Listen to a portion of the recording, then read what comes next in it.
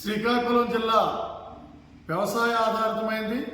దానిలో వంశధార నది ఈ జిల్లా అభివృద్ధిలో అత్యంత కీలకమైన పాత్ర పోషిస్తోంది. ఈరోజు రాష్ట్ర ప్రభుత్వం వెంటనే జోక్యం చేసుకొని కొత్త చట్టాలు బిగించి చివరి భూముల వరకు నీరివ్వాలని చెప్పి సిపిఎం పార్టీగా మేము డిమాండ్ చేస్తున్నాం.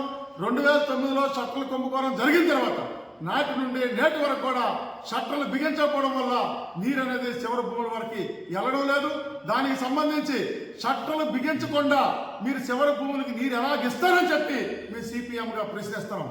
అందుకోసమే అంతేకాదు మరొక వైపున 900 టన్నులకు సంబంధించిన షట్టర్లు ఈరోజు గోదావరిలో మూలెత్తున్నాయి, తుప్పుబట్టిపోతున్నాయి, అవి పాడైపోయే పరిస్థితులు అని ఆ షట్టర్లు ఇప్పటికీ కూడా బిగించే పరిస్థితి లేదు. ఇవే కాలువ మెయింటెనెన్స్ చూడండి.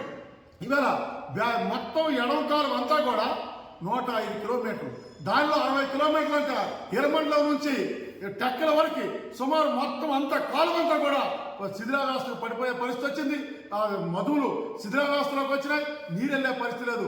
ఆ కాలంలో 2500 క్యూసిక్ మీటర్లు నీరు అనేది వెళ్ళాలి, కానీ 2000 వెళ్ళేసరికి ఇవాళ గొట్లు ఉంటాయో ఊడిపోతాయి అనే పరిస్థితి ఇవాళ ఏర్పచ్చింది.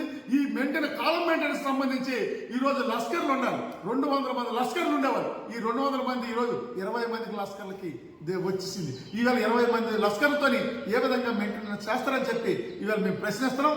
అంతేకాదు ఈరోజు ఎడమ కాలువకు సంబంధించి 68 పిల్ల కాలువలు ఉన్నాయి, కుడి కాలువకు సంబంధించి 37 పిల్ల కాలువలు ఉన్నాయి. ఈ పిల్ల కాలువలు ఏమీ కూడా మరమ్మతులు నోసుకోలేదు. ఇవాళ రైతాంగం నీరు కోసం ఎదురు చూస్తారు, నీరు వెళ్ళే పరిస్థితి అనేది ఇవాళ లేదు.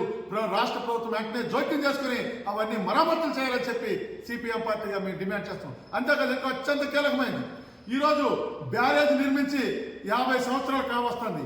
కేంద్ర ప్రభుత్వం నార్మల్స్ ప్రకారమే నిర్మించిన 50 సంవత్సరాల తర్వాత ఆధునీకరణ చేయాలి. ఇవాళ అది ఆధునీకరణ చేయకపోతే అది శిథిలావస్థకు వచ్చింది. ఇవాళ మెయింటెనెన్స్ కూడా నిధులు లేవు.